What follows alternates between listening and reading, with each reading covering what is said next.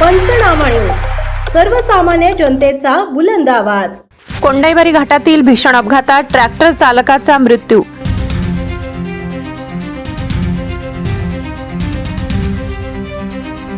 धुळे सुरत महामार्गावर वाहतूक कोंडी, घाटातील धोकादायक उतारांवर प्रश्नचिन्ह।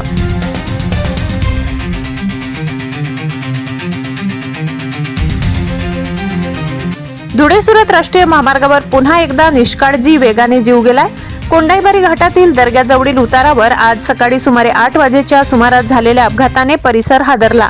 भरधाव वेगातील ट्रक क्रमांक GJ14X 8672 ने समोरून जात असलेल्या ट्रॅक्टरला मागून जबर धडक दिली।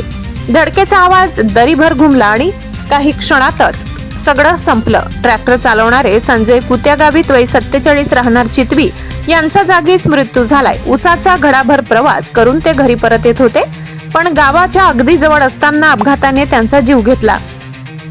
अपघाताने मृत्यूची बातमी चितवी गावात पोहोचताच गावात शोककळा पसरली। अपघातानंतर ट्रक चालकाने घटनास्थळ सोडून पलायन केले। पोलिसांनी त्याच्या शोधात मोहीम सुरू केली। विसरवाडी पोलिसांनी घटनास्थळी पोहोचून पंचनामा पार पाडला आणि मृतदेह पुढील कार्यवाहीसाठी ताब्यात घेतलाय।